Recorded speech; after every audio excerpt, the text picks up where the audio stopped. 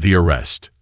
The morning sun barely peeked through the blinds of Jake Mitchell's bedroom, casting a faint golden hue across the room. His alarm clock buzzed incessantly, pulling him from the haze of sleep. Jake groaned and slapped the snooze button, then lay there for a moment, allowing the weight of the day to settle on him like a heavy blanket. He could feel the nerves creeping up his spine as he thought about the trial that was looming. A knot of anxiety tightened in his stomach, a feeling he couldn't shake. The past few weeks had been nothing but a blur of stress. The case he was involved in, allegations of misconduct, was about to come to a head. For months, he had tried to convince himself that he wasn't worried, that everything was fine. But deep down, he couldn't deny the unease gnawing at him. It wasn't just about his career. It was about the perception of him, the reputation he had built over years of hard work. What if it all came crashing down? Jake swung his legs over the side of the bed, his feet hitting the cool floor. With a deep sigh, he rubbed his face, trying to push away the swirling thoughts in his head. "I'm just doing my job," he muttered to himself, like a mantra he had repeated countless times over the past few weeks. But the words felt empty today. His uniform, usually a symbol of pride, suddenly felt like a weight on his shoulders. He stood up and moved to his closet, his eyes scanning the neatly pressed uniforms hanging on the rack. It was a ritual, a step in his morning routine that had always grounded him. But today, it felt different. His hand hovered over the crisp black uniform, hesitating before grabbing it. The sharp scent of starch filled his nostrils as he slid into the familiar fabric. As he buttoned up the shirt, he couldn't help but notice how his fingers fumbled slightly, betraying his unease. He took a breath and straightened his collar in front of the mirror. Jake stared at his reflection for a long moment. His face was a study in focus, jaw set, eyes hard with determination. But underneath it all, there was a flicker of doubt that he couldn't shake. "They don't understand," he thought to himself. "Someone has to keep order in this town." With a deep exhale, he grabbed his keys and stepped out the door, the weight of the uniform clinging to him with every step. The town was still waking up as Jake drove through the quiet streets in his patrol car. His mind was still clouded, distracted by the uncertainty of what lay ahead. He glanced at the dashboard clock and sighed. The trial was today. The trial that would determine if his career as a police officer would continue or if he'd be exposed for the man he had become, someone who had allowed his biases to influence his actions. But that wasn't something he could focus on now. He had a job to do. As he cruised down the street, he scanned the sidewalks for anything suspicious. The sun was still low in the sky, casting long shadows on the pavement. It was a quiet morning, and that only made Jake more restless. He wanted action, something to take his mind off the trial, something to help him feel like he still had control. That's when he saw him. David Williams was walking down the street with a purposeful stride.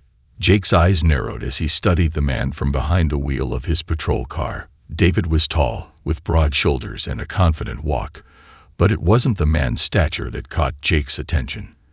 It was the way he carried himself, the subtle tension in his movements, like a man who was always on alert. Something about it felt wrong.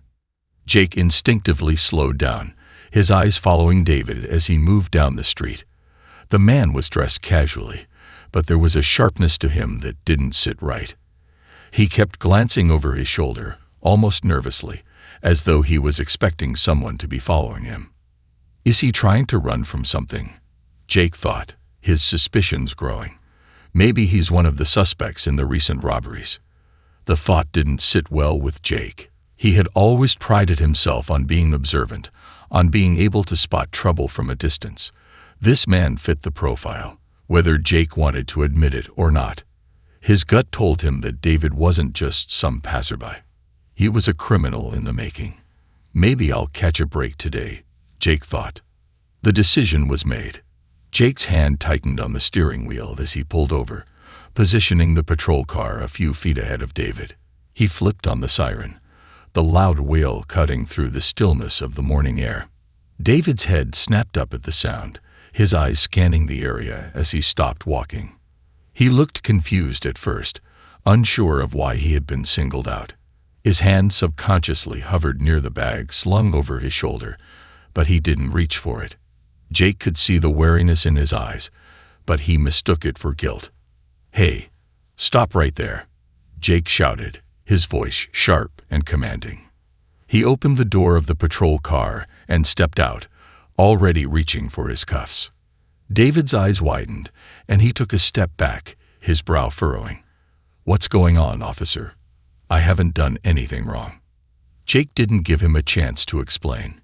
He was already walking toward David, his boots hitting the pavement with a steady thud. "You fit the description of a suspect in a series of robberies," Jake said, his voice low and authoritative. "I need to search you." David stood frozen for a moment, his face a mixture of confusion and disbelief. "This doesn't make sense," he muttered, more to himself than to Jake. But before he could say another word, Jake grabbed his arm and spun him around, pushing him roughly toward the side of the patrol car. David's back hit the metal with a loud thud, and Jake quickly slapped the cold metal handcuffs around his wrists. "I'm placing you under arrest," Jake declared, his voice almost cold. He had made his decision, and nothing was going to change it.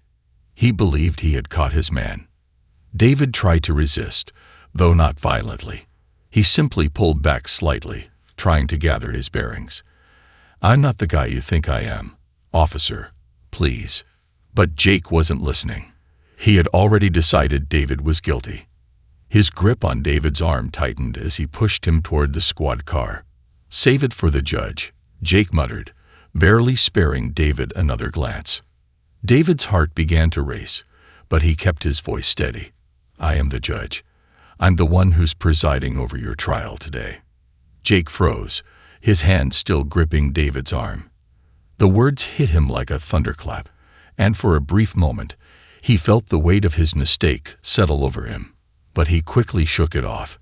"This can't be right," Jake thought. "He's lying. He has to be." But as they reached the squad car, David couldn't help but wonder what would happen next. Jake had no idea who he was. He was about to be thrown into a system that didn't understand him, and it seemed like justice would have to wait. A mistake unfolds. The ride to the station was eerily silent. The only sound was the hum of the car's engine and the occasional click of the turn signals as Jake made sharp, deliberate turns. His eyes were fixed straight ahead, but he couldn't shake the feeling that something was off. He had just made an arrest, but the man he had arrested was different. There was a hesitation in Jake's chest, a gnawing uncertainty, as the realization crept in that he might have made the wrong choice. David sat in the back seat of the patrol car, his hands cuffed and his posture stiff, but his mind was elsewhere. He had expected this to be a normal day. He had expected to preside over the trial, to sit in his judge's chair, and to bring some semblance of justice to the case against Officer Jake Mitchell. But now, as he sat in the back of this police car, he could feel the irony in the situation seeping through his veins. Not only had Jake arrested him, but the very man who would judge Jake's fate was being treated like a criminal. David's thoughts began to spiral as he tried to comprehend the absurdity of what was happening. How could he not know who I am? He wondered. How could he be so sure, so certain that I was involved in the robberies? Was it because of the color of my skin? He didn't know Jake personally, but he had seen him around the courthouse. David knew that Jake had a reputation for being a tough, no-nonsense officer, the kind who would follow orders without question, the kind who never hesitated to enforce the law, even when it meant crossing lines. And that, to David, was the most troubling part of all. Jake had seen something in him, a black man walking down the street, that triggered an automatic response. It was a reflex born from his own biases and prejudices, a dangerous assumption that David must be guilty of something. David closed his eyes for a moment, taking a deep breath. "Don't escalate it," he told himself. "You can't make this worse. You just have to stay calm." But that was easier said than done. The longer they drove, the more David could feel the sting of injustice creeping in. He had fought his entire career to break barriers, to prove that a person's character mattered more than the color of their skin. And now, here he was, being treated as a criminal simply because of the assumptions someone else had made. The thought made his stomach turn. Meanwhile, Jake's anxiety grew as the streets passed by in a blur. He couldn't explain it, but something was gnawing at him. His confidence, which had always been unshakable, was slowly slipping away, replaced by an uneasiness he hadn't felt in years. David hadn't resisted arrest. He hadn't shown any signs of guilt or deception. But there was something about the calmness in the man's voice, the steady look in his eyes, that unsettled Jake. Maybe I've made a mistake, Jake thought, his grip tightening on the steering wheel. He didn't want to admit it, but it was there, an inkling of doubt that refused to go away. His mind replayed the brief interaction he had with David on the street. He had been so quick to judge, so quick to assume that David was guilty. But what if he wasn't? The longer the silence stretched, the more Jake's conscience began to weigh him down. He had arrested an innocent man, or at least that's what his instincts were starting to tell him. The thought was like a weight pressing against his chest, suffocating him. He had always prided himself on being fair, on upholding the law without prejudice, but this moment was revealing a deeper truth about himself, something he hadn't wanted to confront. David's calm voice broke through the fog of Jake's thoughts. "You don't have to do this, you know." Jake's head snapped to the rearview mirror, catching David's eyes in the reflection. There was no anger there, no bitterness, just a quiet, steady gaze. For a brief moment, Jake felt his guard slip. "What do you mean?" Jake asked, his voice tighter than he had intended. David exhaled slowly, his voice unbothered by the tension. "You don't have to treat me like this. You don't have to assume the worst about me." Jake's grip on the steering wheel tightened again, but this time it wasn't out of control. It was an attempt to steady himself. "You fit the description," he muttered, almost as if convincing himself. "Does that really make a person guilty?" David asked, his words gentle but sharp. "Do you always assume the worst in people just because of their appearance? Just because they look like someone who might have committed a crime?" The words stung more than Jake expected. His brow furrowed as he glanced at the rearview mirror again, his mind racing. "Am I really that bad?" he thought. "Am I so blinded by my own prejudices that I can't even see when I'm wrong?" He shook his head, unwilling to go down that road. He couldn't let himself entertain those thoughts. He couldn't admit that he might be the problem. They arrived at the station in silence. As Jake parked the patrol car and turned off the engine, he let out a slow breath, steeling himself for what was to come. He had to process this the right way. He had a job to do, and his duty was clear: enforce the law. But in the back of his mind, David's words echoed, challenging everything Jake thought he knew. David, still in the back seat with his hands cuffed, watched the officers milling around the station as they passed by the windows. He didn't speak, but he knew the longer he was here, the more his reputation as a judge would be tarnished. If anyone found out who he truly was before the trial, it could lead to questions about his impartiality in the case. He had to be careful. And more importantly, he had to stay patient. He knew that justice wouldn't come immediately, but he had faith that it would come in time. Jake opened the car door, walking toward the back of the squad car to pull David out. He moved quickly, perhaps too quickly, and pulled David to his feet with a firm grip, leading him inside the station. As they passed the front desk, Jake caught the eye of a fellow officer, a seasoned detective named Ramos, who gave him a quick, knowing glance. Jake felt a surge of unease in his gut. Ramos didn't ask questions. He didn't need to. That was the problem. It wasn't just Jake who had become complacent. It was the whole system. The assumption of guilt based on appearance, based on the color of someone's skin, was an ingrained habit, and it was something the town had never truly addressed. Now, standing here with David in handcuffs, Jake was starting to understand just how deep those biases ran, even in people like him. David, for his part, walked calmly beside Jake. His shoulders were back, his head held high. He didn't make eye contact with anyone in the station, but he noticed how people looked at him.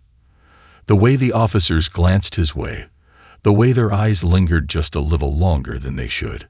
They didn't know who he was, but he could tell they were assuming the same thing Jake had. He was just another criminal. Once inside the interrogation room, Jake motioned for David to sit. The metal chair creaked as David lowered himself into it, his cuffs clicking softly. Jake stood near the door for a moment, his hand resting on the handle as he stared at David, trying to assess him. Was this man really a criminal, or had he just been caught in the wrong place at the wrong time? "I'll be back with your paperwork," Jake said, his voice low. He stepped out of the room, but not before casting one last, conflicted glance at David. David remained seated, his hands still bound. He had been arrested, but he hadn't lost his composure. He knew this was just the beginning of a much longer journey, one that would force him to confront not just the justice system, but also his own beliefs about humanity. As the door clicked shut, David closed his eyes, feeling the weight of the moment settle over him. He wasn't just here because of a mistake. He was here because of something much bigger, a lesson that Jake hadn't yet learned, and David was about to make sure he did. The weight of truth. David sat alone in the sterile, dimly lit interrogation room. His hands were still cuffed, though the metal didn't seem to bother him as much anymore. He had learned a long time ago to separate his emotions from his physical discomfort, a skill honed over years in the courtroom. But today, even his trained composure couldn't mask the weight of the situation. The irony of being treated like a criminal, by a man who had no idea who he was almost too much to bear. But he knew that if he allowed his emotions to rule him now, the truth he hoped would come to light might never be revealed. As he sat there, the cold metal chair beneath him seemed to echo the emptiness of the moment. The flickering fluorescent lights overhead did little to comfort him. In fact, they only added to the sense of detachment, as though he were part of some surreal detached scene from a bad dream. He thought about the journey that had brought him to this point, the countless years of struggle, perseverance, and dedication that had led him to become a judge. He had fought against the very same systems that had now falsely accused him, the same biases that had colored so many decisions before. But it wasn't just about his career. It was about the fight for justice itself, the fight to make a difference, to prove that everyone, regardless of their race, had the right to be treated equally under the law. The cold silence was broken by the sound of footsteps approaching the door. David's eyes flicked toward it, though he didn't move. He had learned long ago that the most powerful thing one could do in a moment like this was remain calm, unshaken. The door creaked open, and Officer Jake Mitchell stepped inside. He didn't look much different than before. His uniform was still neat, his expression still set in that hard, stern way that seemed to be his permanent mask. But there was something else in his eyes now, something David couldn't quite place, but it was there. Jake walked to the small table in front of David, where he paused for a moment before pulling out a chair and sitting across from him. His posture was tense, his hands folded in front of him, though David could see that he was working through something in his mind. Something was shifting in Jake, and David could feel it, even if Jake hadn't said a word. "I'm sorry," Jake said suddenly, breaking the silence in a way that made David pause. "I should have checked your ID. I should have listened to you. David lifted a hand, cutting him off. "It's not about checking my ID, Jake," he said quietly. His voice was calm, but there was an underlying steel to it. "It's about what you assumed. The second you saw me, you assumed I was guilty. You didn't give me a chance to explain. You didn't ask questions. You acted based on something you thought you saw, based on something you thought you knew." Jake's mouth tightened, and for a moment, he didn't answer. Instead, he just stared at David, his fingers tapping on the table in a way that suggested his mind was moving a mile a minute. There was no doubt in David's mind that Jake was struggling with something. "I wasn't wrong," Jake finally said, though his words lacked the certainty they once held. You looked like someone who was guilty. You fit the description. David let out a soft chuckle, though it held no humor. What does a guilty person look like, Jake? He asked, his voice even, but firm. Does a guilty person have a certain color skin? A certain way they walk or talk? A certain way they look at the world? Jake's face contorted, his jaw clenched as if David's words had struck a chord within him. That's not what I meant, he said quickly, though the words came out more defensively than he intended. I wasn't thinking about that. No, you weren't thinking at all, David replied, his tone now more insistent. You saw me walking down the street, and you decided I was a criminal. And that's not just about me. It's about everything that has led us to this moment. The way people like me are always seen through a filter, through the lens of fear, because of the color of our skin. It's about the assumptions you make without ever taking the time to truly see someone. And in doing so, you've taken away my dignity, my rights. David's words hung in the air, heavy and poignant, and Jake was left in the silence that followed. For a moment, neither of them moved. Jake's thoughts were a whirlwind. His mind raced back to the moment on the street, to the way David had stood there, calm and composed, even as Jake had placed the handcuffs on him. He had looked into David's eyes, those eyes that had been nothing like the criminals he was used to dealing with.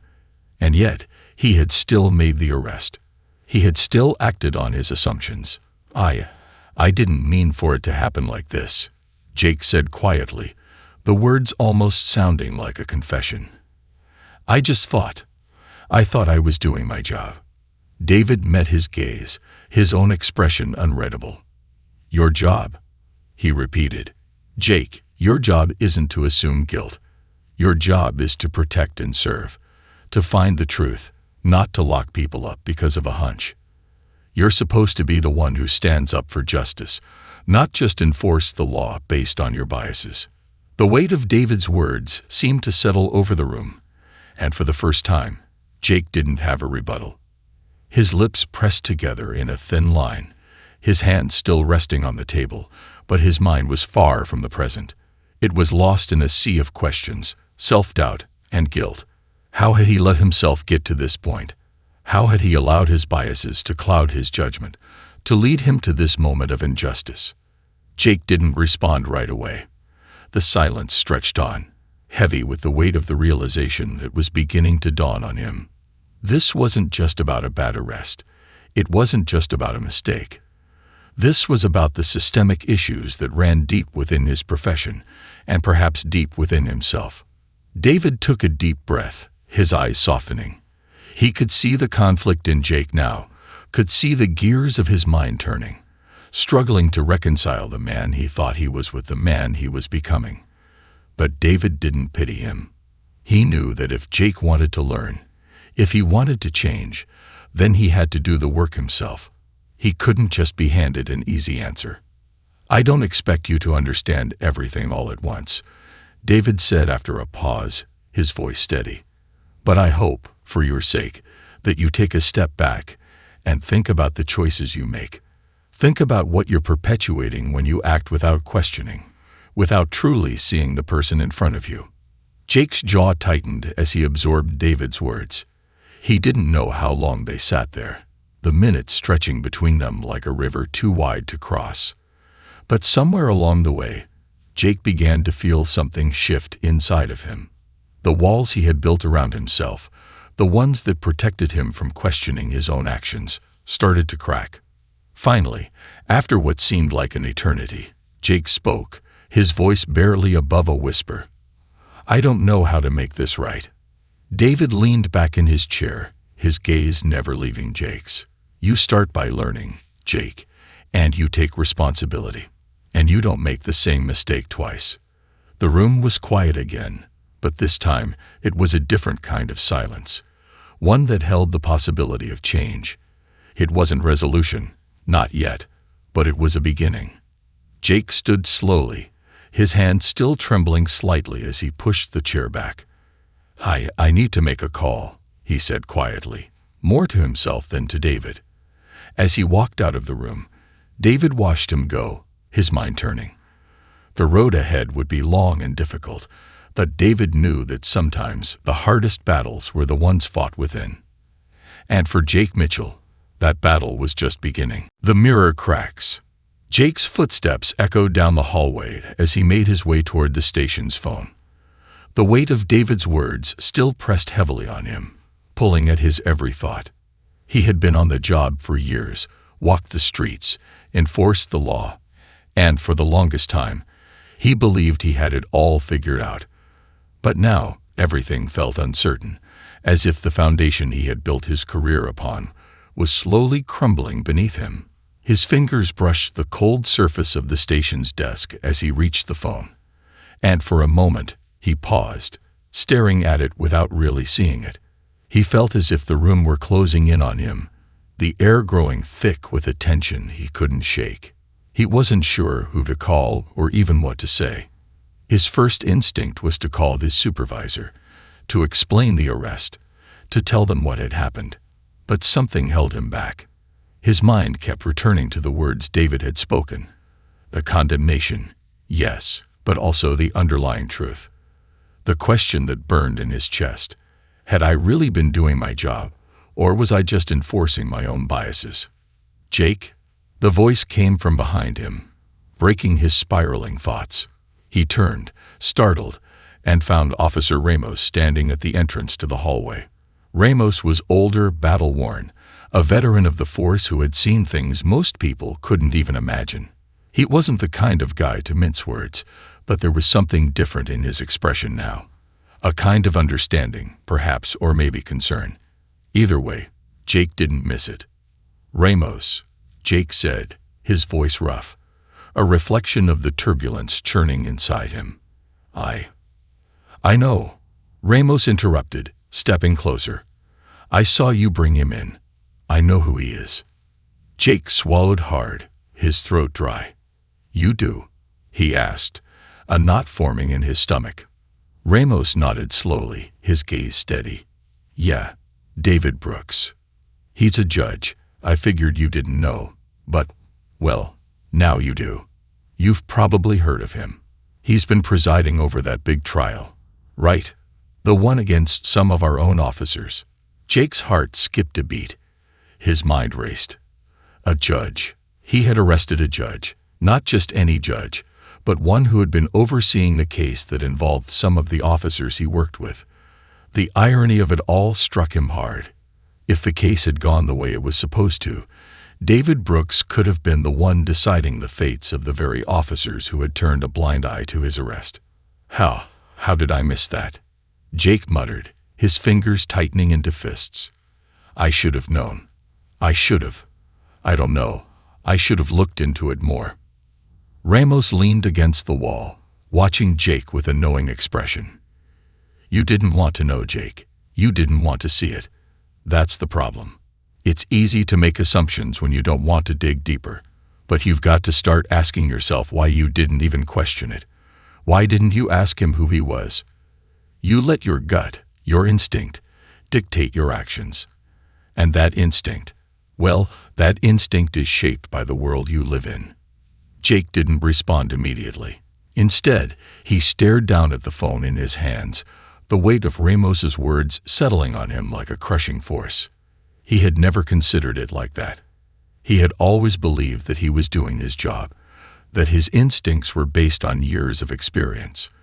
But now, in the quiet aftermath of his actions, he could see the cracks in that reasoning. He had let his biases, his assumptions, rule him. And now, those assumptions were staring back at him, in the form of a man who had been wrongly arrested. A man who was supposed to be an impartial judge of the very system that had failed him. "I messed up, Ramos," Jake admitted, his voice barely above a whisper. "I didn't see it. I didn't even try to." Ramos's gaze softened, but there was still a hint of disappointment in his eyes. "Everyone makes mistakes, Jake, but not everyone owns up to them. The question now is what you're going to do about it. You've got to face the consequences, not just for your mistake, but for the system that led you to make it." Jake ran a hand through his hair, frustration and guilt swirling within him. I don't know what to do. I've never had to face something like this before. Ramos stepped closer, lowering his voice. Start by owning it. You owe him that much. You need to apologize, Jake, and you need to figure out why you jumped to conclusions in the first place. If you don't, you're going to keep making the same mistakes. You're going to keep hurting people, and you're going to hurt yourself in the process. Jake nodded, the weight of Ramos's words sinking in. It wasn't just about making things right with David. It was about confronting the deeper, more uncomfortable truths about himself, about the system he had sworn to uphold, about the ways in which he had contributed to a cycle of injustice. Thanks, Ramos, Jake said quietly, his voice heavy with gratitude and uncertainty. I don't know if I'll get it right, but I'll try. Ramos gave him a half smile, a flicker of encouragement in his eyes. That's all anyone can ask for. Just don't stay silent. That's the biggest mistake you could make now. Speak up. Ask the tough questions. And do better, Jake. As Ramos turned to leave, Jake's eyes lingered on the phone for a moment before he picked it up. He had to do something that could at least begin to make things right. He dialed the number for the district court. It rang for a moment before someone picked up. District Court, how may I help you? Yes, Jake said, his voice slightly shaking, but resolute. I need to speak to Judge David Brooks. It's urgent. Tell him it's Officer Mitchell. Please, it's important. There was a brief pause on the other end of the line before the voice responded. Just a moment. Jake stood there, listening to the dial tone, his mind racing. He had no idea what David would say, how he would react, or whether it would even be enough to make a difference. But he knew he had to try. After what felt like an eternity, the phone clicked, and David's calm, composed voice came through. Officer Mitchell, David said. His tone was polite but detached, as if he were speaking to any other officer in the system. But Jake could hear the underlying tension, the weight of the situation in every word. Judge Brooks, Jake began, his voice unsteady at first, but gaining strength with each passing second. I made a mistake. I arrested you earlier today. I didn't know who you were, and I'm sorry. David interrupted him, his voice steady but firm. I already know, Jake. You've made it clear. What matters now is what you do next. I don't expect an apology to make up for what happened, but you need to think about the way forward. Jake swallowed hard. I'm not sure what to do next. I need to fix this. David's voice softened, a faint hint of compassion breaking through. Start by taking responsibility. Learn from this. And when you're ready, come and see me. We can talk. I'm willing to listen. Jake nodded, though he knew David couldn't see him. Thank you, Judge. I'll make things right. I promise. The line went quiet for a moment, and Jake stood there, the weight of the conversation lingering like a cloud. He had no idea how this would all unfold, but for the first time in a long while, he felt a flicker of hope.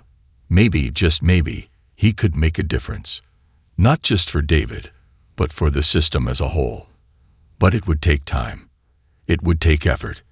And it would take a willingness to confront the ugliness within himself and the world around him. As Jake hung up the phone, he stood there for a moment, staring at the empty desk. The road ahead wouldn't be easy, but it had to start with this, with facing the truth, with confronting the cracks in the mirror. Only then could he begin to rebuild. The reckoning.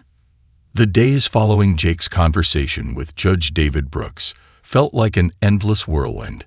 His usual routine, the daily patrols, the traffic stops, and the paperwork, all seemed distant now.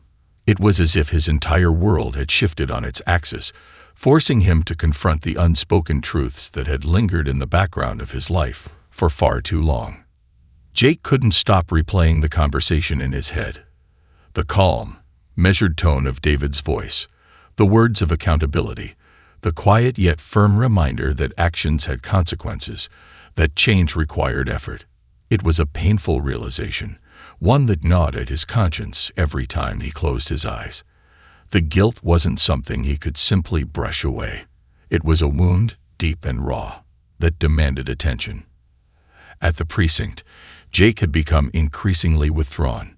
He avoided eye contact with his fellow officers, some of whom still regarded him with the same blind loyalty and unquestioning respect.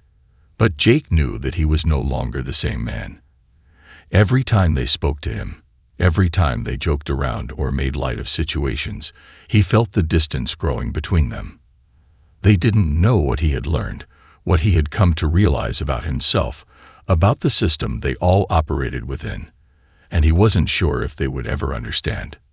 Still, he tried to go through the motions, to act like everything was normal. But nothing felt normal anymore. One particularly bleak afternoon, as Jake sat at his desk sorting through paperwork, a call came through that he couldn't ignore. It was from David. "Officer Mitchell." David's voice came through, direct and measured. "I'd like to meet you.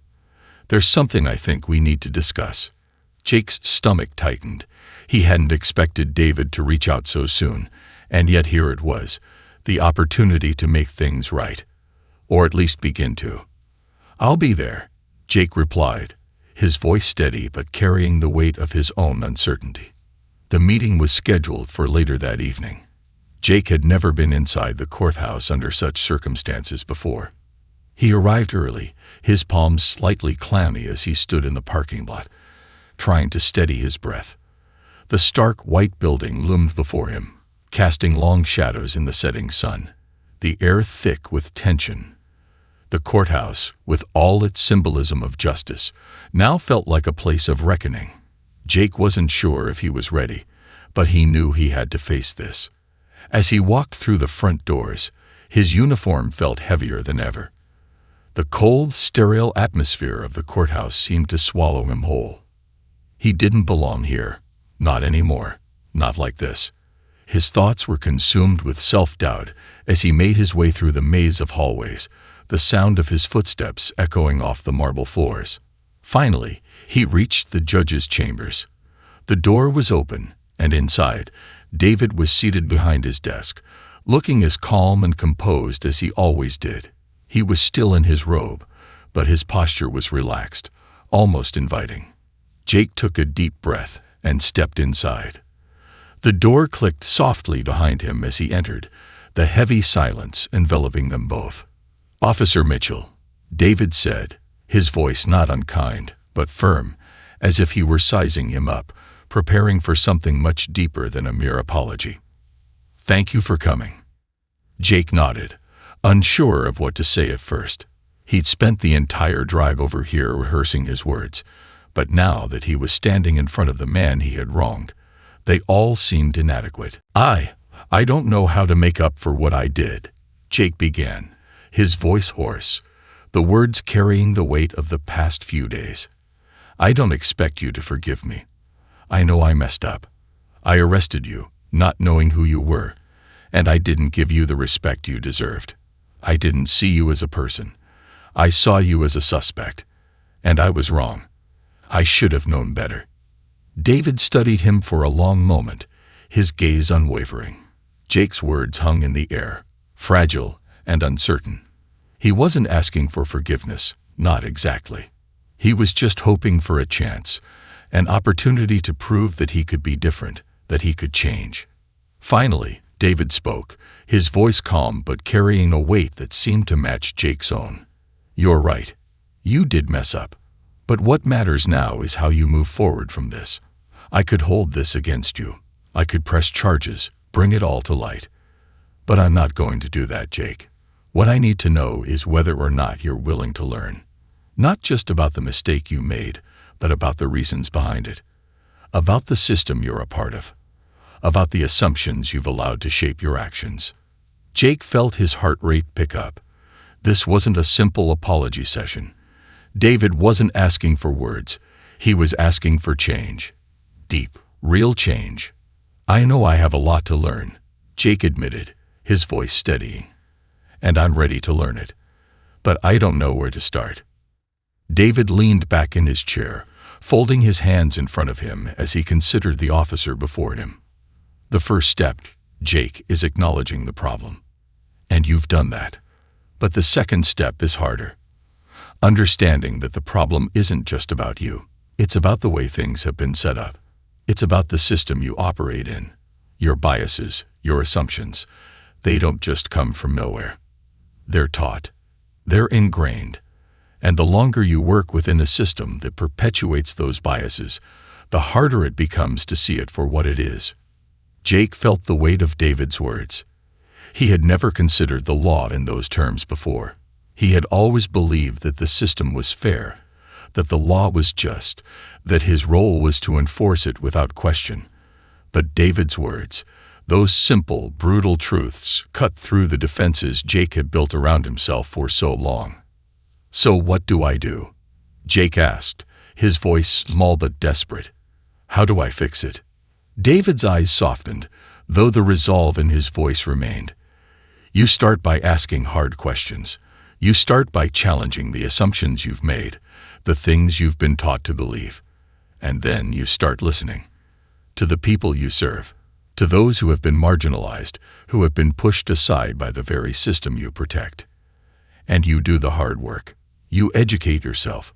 You fight for change, not just in your actions, but in the system that surrounds you."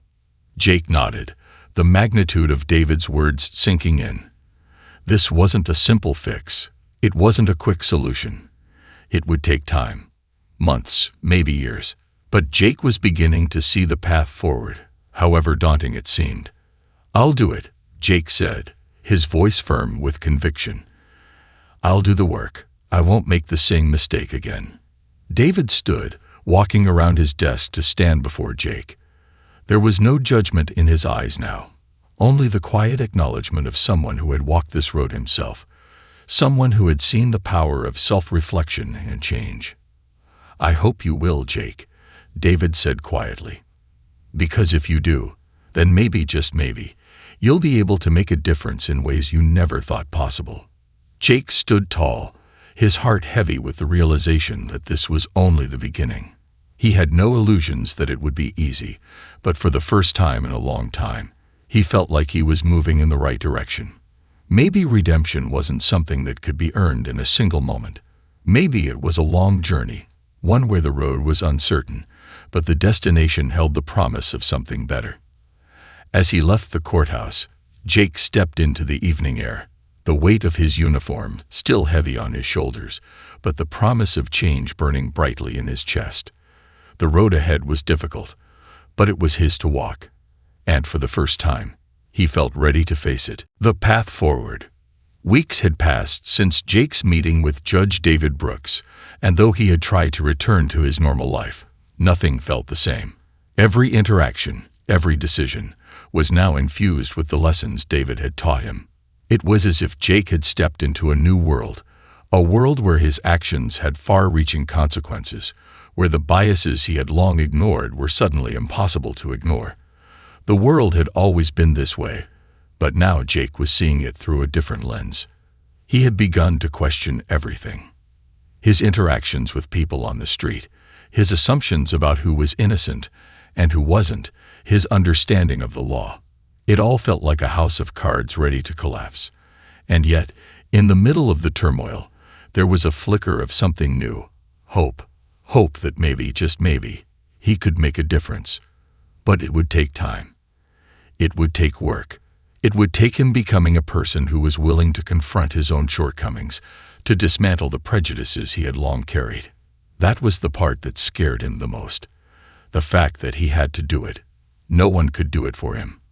He had to tear down the walls he had built up over years, walls that were not just physical but mental, emotional, and societal. And as the days went by, he realized just how deeply those walls had been embedded in his thinking, in the very fabric of his job. It wasn't enough to simply say, "I'm sorry," and hope things would change. The work ahead of him was difficult and unrelenting. But Jake was determined. One afternoon, Jake was called into the office of his supervisor, Captain Harris. The captain was an imposing figure, tall, broad-shouldered, with a no-nonsense attitude that often made Jake nervous. But today, the room felt different. The air was thick with an unspoken tension.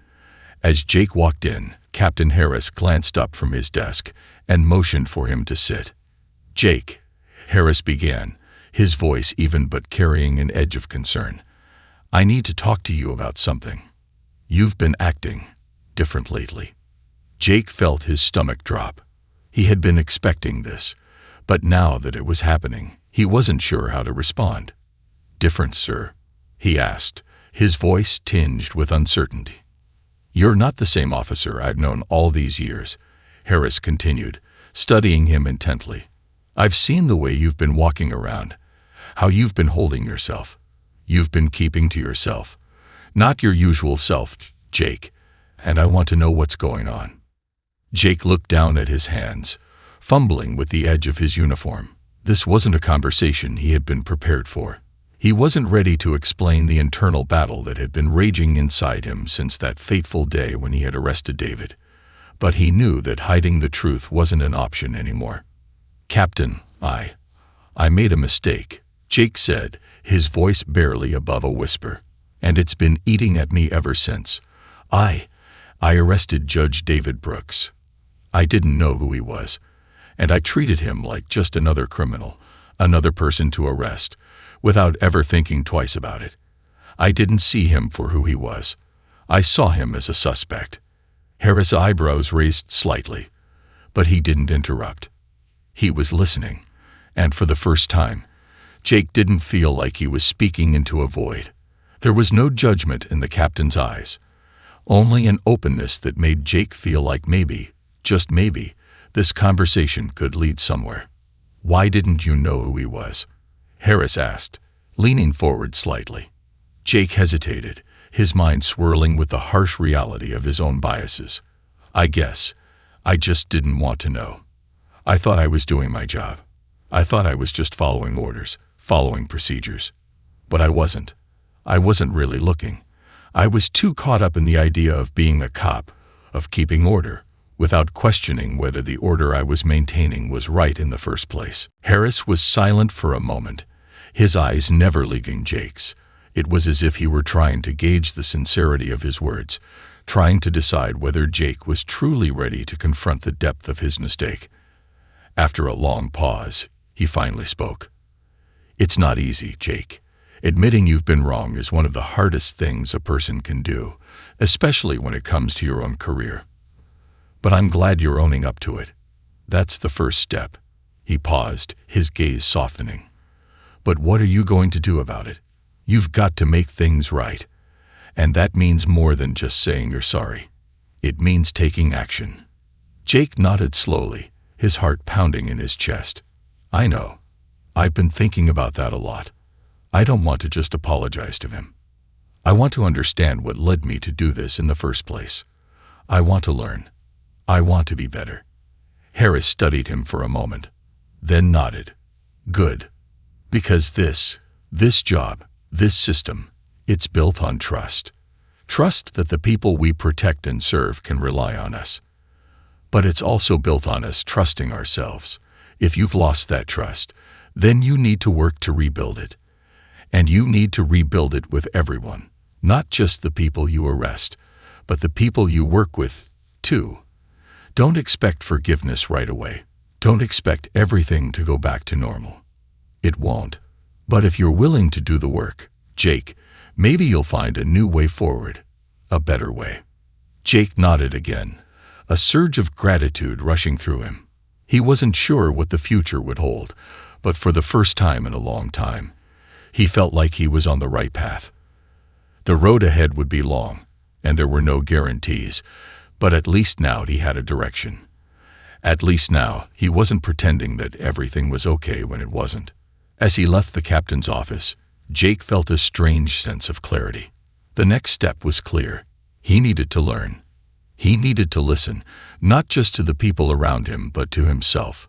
He needed to understand the things he had ignored for far too long.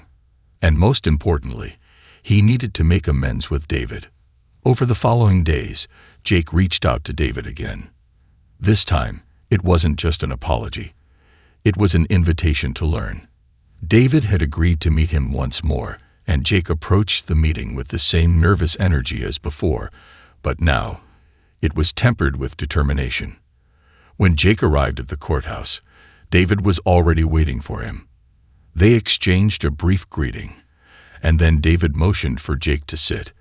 This wasn't a courtroom anymore. It wasn't about rules and procedures. It was about the raw, uncomfortable truth of what had happened and what needed to happen next. "I've been thinking a lot about what you said to me that day," Jake began, his voice steady but full of emotion. "And I realize now that I didn't just make a mistake by arresting you. I made a mistake by not seeing you as a person, by not seeing the system for what it really is. And I don't want to keep making those mistakes." David listened quietly, his gaze unwavering. "You're not going to fix it all at once, Jake. It's a long road, but you're starting to walk it. That's all anyone can ask." Jake took a deep breath, feeling a sense of resolve settle within him. "I'm ready to do the work. I don't know where it will take me, but I'm not going to run from it anymore. I'm going to listen. I'm going to learn. And I'm going to make sure that I'm part of the change." David gave him a small, approving nod. "That's all we can do, Jake. Be part of the change. The rest will follow." Jake left the courthouse that day with a sense of peace he hadn't felt in months. He didn't have all the answers, but for the first time, he felt like he was asking the right questions. The road ahead would be long, and the work would be hard, but Jake knew he was ready to make things right, ready to rebuild what had been broken, and ready to be a part of something greater than the system he had once unquestioningly defended.